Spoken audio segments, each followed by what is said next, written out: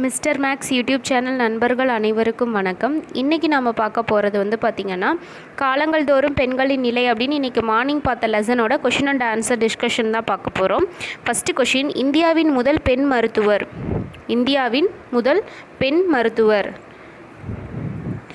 இதுக்கான சரியான பதில் ஆப்ஷன் பி, முத்துலக்ஷ்மி அம்மையார். டாக்டர் முத்துலக்ஷ்மி ரெட்டி தான் வந்து பார்த்திங்கன்னா இந்தியாவின் முதல் பெண் மருத்துவர். இவங்க பெண் மருத்துவராக மட்டும் இல்லாமல் அவங்க வந்து பார்த்திங்க அப்படின்னா அதுக்கப்புறம் சட்டமன்றத்தில் வந்துட்டு பார்ட்டிசிபேட் பண்ணியிருந்திருப்பாங்க, சட்டமன்றத்தில் வந்துட்டு செலக்ட் ஆகியிருந்திருப்பாங்க. அதுக்கப்புறம் அவ்வை இல்லம் அப்படின்ற வந்துட்டு ஒரு இல்லம் ஸ்டார்ட் பண்ணியிருப்பாங்க. அப்புறம் புற்றுநோய் வந்துட்டு ஹாஸ்பிட்டல் வந்துட்டு மருத்துவமனை வந்துட்டு ஒன்று அடையாறில் கட்டியிருப்பாங்க. சரிங்களா? அடுத்தது தர்மாம்பாள், மூவலூர் ராமாமிர்தம், பண்டித ரமாபாய் எல்லாருமே வந்து பார்த்திங்க அப்படின்னா பெண்களின் ஒரு முக்கியமான பெண் சீர்திருத்தவாதிகள். எல்லாருமே பெண்களினுடைய முன்னேற்றத்திற்கு பாடுபட்டவர்கள். இப்போ தர்மாம்பாள்லாம் எடுத்துக்கிட்டோம் அப்படின்னா அவங்க விதவை மறுமணம், பெண் கல்விக்கு பாடுபட்டாங்க. மூவலூர் ராமாமிர்தம் அம்மையார் வந்து தேவதாசி ஒழிப்பு முறைக்கு வந்து பாடுபட்டிருப்பாங்க. பண்டித ரமாபாய் வந்துட்டு பெண் கல்வி, அதாவது பெண்கள் வந்து கல்வி கற்றே ஆக வேண்டும் அப்படின்றதுக்காக நிறைய ஸ்கூல்ஸ் அண்ட் காலேஜஸை வந்துட்டு ஓப்பன் பண்ணியிருந்திருப்பாங்க. முத்துலக்ஷ்மி அம்மையாரும் வந்து பார்த்திங்கன்னா தேவதாசி ஒழிப்பு முறைக்கு மிகவும் பாடுபட்டிருப்பாங்க. ஓகேங்களா? நெக்ஸ்ட் கொஷின், சதி என்னும் நடைமுறை ஒழிக்கப்பட்ட ஆண்டு. இதுக்கான சரியான பதில் ஆப்ஷன் சி, 1829. சரிங்களா? அதாவது சதி ஒழிப்பு சட்டம், சதி அல்லது உடன்கட்டை ஏறுதல் ஒழிப்பு சட்டம் எந்த வருடம் அப்படின்னா 1829.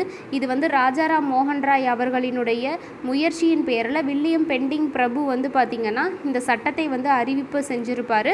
1829 டிசம்பர் 4 வந்து பார்த்திங்கன்னா சதி ஒழிப்பு சட்டம் நிறைவேற்றப்பட்டிருக்கும். சரிங்களா? சதினா உங்களுக்கு என்னன்னு தெரியும். அதாவது கணவன் இறந்த பிறகு மனைவியும் வந்து பார்த்திங்க அப்படின்னா அவங்கள் வந்துட்டு எரிக்கப்படும் இடத்துல வந்துட்டு அவங்களும் வந்துட்டு எரியணும் அப்படின்றது, அவங்களும் தன்னுடைய உயிரை விடணும் அப்படின்றது தான் அந்த கான்செப்ட். அதை வந்துட்டு இல்லாமல் பண்ணணும் அப்படின்றதுக்காக தான் இந்த தடை சட்டம் வந்துட்டு நிறைவேற்றப்பட்டது. அடுத்த கொஷின், பிஎம் மலபாரி என்பவர் ஒரு ஆசிரியர், மருத்துவர், வழக்கறிஞர், பத்திரிகையாளர். இதுக்கான சரியான பதில் ஆப்ஷன் டி, பத்திரிகையாளர். ஓகேங்களா? பிஎம் மலபாரி அப்படின்றவர் ஒரு சமூக சீர்திருத்தவாதி தான். அவர் ஒரு பத்திரிகையாளர். இவர் குழந்தை திருமணத்திற்கு எதிராக வந்துட்டு அதிகமான கிளர்ச்சிகளை செஞ்சுருப்பார். செஞ்சுருப்பாங்க. ஓகேங்களா? நெக்ஸ்ட் கொஷின், பிரம்மன் ஞான சபையை சென்னையில் தோற்றுவித்தவர் யார்? அப்படின்னா இதுக்கான சரியான பதில் ஆப்ஷன் பி, அன்னி பெசன்ட் அம்மையார். ஓகேங்களா? அன்னி பெசன்ட் அம்மையார் தான் வந்து பார்த்திங்கன்னா பிரம்மன் ஞான சபையை வந்துட்டு சென்னையில் தோற்றுவிச்சிருப்பாங்க.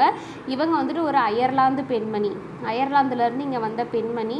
இவங்க வந்து பார்த்திங்கன்னா மிகவும் முக்கியமான பர்சன். ஏன்னா சூரத் பிளவுலாம் நடந்தப்போ வந்து பார்த்திங்கன்னா அந்த தீவிரவாதிகள், மிதவாதிகள் அவங்களாம் ஒன்று சேர்த்தது கூட இவங்கன்னு சொல்லலாம். அது மட்டும் இல்லாமல் ஐஎன்சி மாநாடு இருக்குது இல்லைங்களா, அதாவது இந்திய தேசிய காங்கிரஸ் மாநாட்டில் தலைமை வகித்த முதல் பெண் யார் அப்படின்னா அன்னி பெசன்ட் அம்மையார் தான் இருப்பாங்க.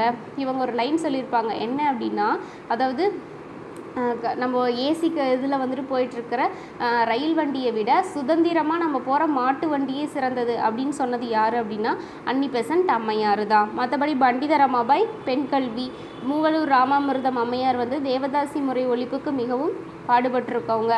பெரியார் வந்துட்டு கலப்பு திருமணம், அது மட்டும் இல்லாமல் விதவை மறுமணம், பெண் கல்வி எல்லாத்திற்கும், அதாவது பெண்களுக்கான சொத்துரிமை வழங்குதல் எல்லாத்துலேயும் மிகவும் முக்கியமானவர் பெரியார். ஓகேங்களா? நெக்ஸ்ட் கொஷின், விதவை மறுமண சட்டத்திற்கு காரணமானவர் யார் அப்படின்னு கேட்குறாங்க. இதுக்கான சரியான பதில் ஆப்ஷன் சி, ஈஸ்வரச்சந்திர வித்யாசாகர். ஓகேங்களா? ஈஸ்வரச்சந்திர வித்யாசாகர் தான் வந்துட்டு விதவை மறுமண சட்டத்திற்காக மிகவும் பாடுபட்டவர். விதவை மறுமண சட்டம் எந்த இயர் அப்படின்னா 1856 வந்து போட்டிருப்பாங்க. இந்த விதவை மறுமண சட்டம் வந்துட்டு விதவைகளும் மறுமணம் செய்து கொள்ளலாம் அப்படின்ற பெர்மிஷனை வந்துட்டு அதிகாரமாக கொடுத்தாச்சு. இப்போ இந்த ஈஸ்வரச்சந்திர வித்யாசாகர் எந்தளவுக்கு அது ஹெல்ப் பண்ணாருன்னு பாருங்கள். அவருடைய மகனுக்கு ஒரு விதவை பெண்ணையே வந்துட்டு கல்யாணம் பண்ணி கொடுத்துருப்பாங்க. சரிங்களா? திருமணம் செய்து வச்சுருப்பார்.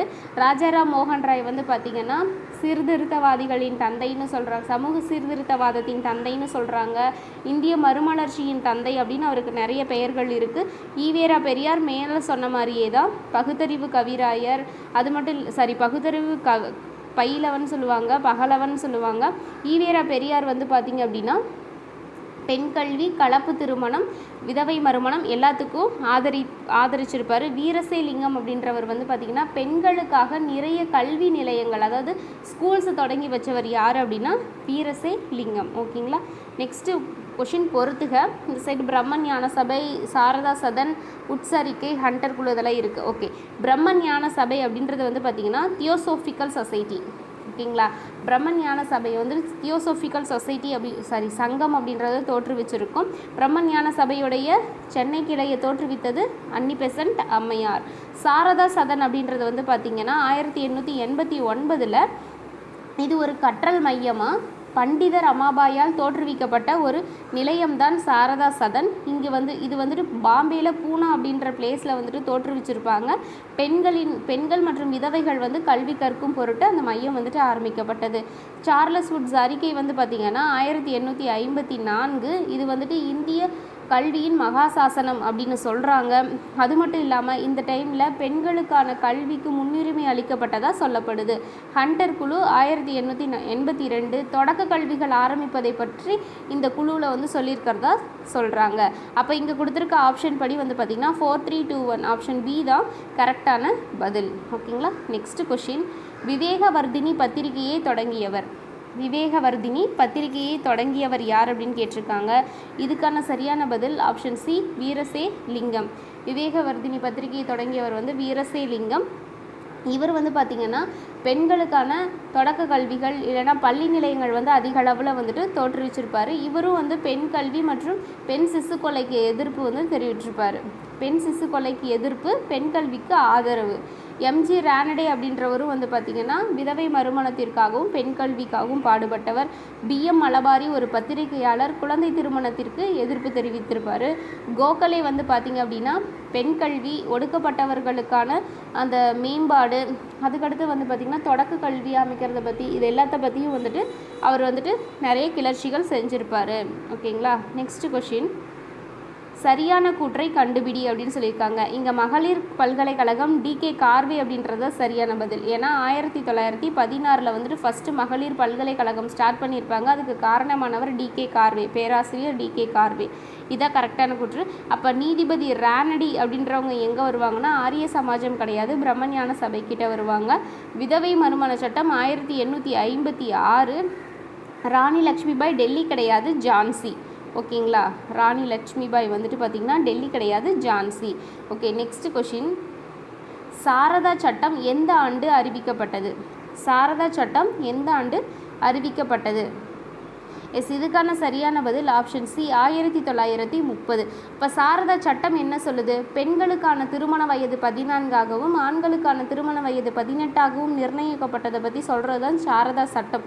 அப்போ இதுக்கு முன்னாடி எப்படி இருந்துச்சு? 1846 வந்து பார்த்திங்கன்னா பெண்களுடைய திருமண வயது 10. 1872 வந்து பார்த்திங்கன்னா சும்மா உள்ளூரில் ஒரு சட்டம் இயற்றதா, அதுக்கு வந்துட்டு பெண்களுக்கு வந்து 14, ஆணுக்கு வந்து 18 இருக்கும். இதை வந்துட்டு டெரிவ் பண்ணி ஒரு சட்டமாக இயற்றப்பட்டது தான் சாரதா சட்டம். அதுக்கப்புறம் வந்து 1955 இந்து திருமண சட்டத்தின்படி தான் பெண்களுக்கான திருமண வயது வந்துட்டு 18ஆகவும் ஆண்களுக்கான திருமண வயது வந்துட்டு 21ஆகவும் வந்துட்டு நிர்ணயம் செஞ்சுருப்பாங்க. இப்போ ரீசெண்டாக நிறைய கிளாஷஸ் போயிட்டுருக்கிறதுல பெண்களுக்கான திருமண வயது 21 அதிகரிக்கணும் அப்படின்றது சொல்லிட்டு இருக்கிறாங்க. ஆனால் அதுக்கான சட்டம் இன்னும் இயற்றப்படலை.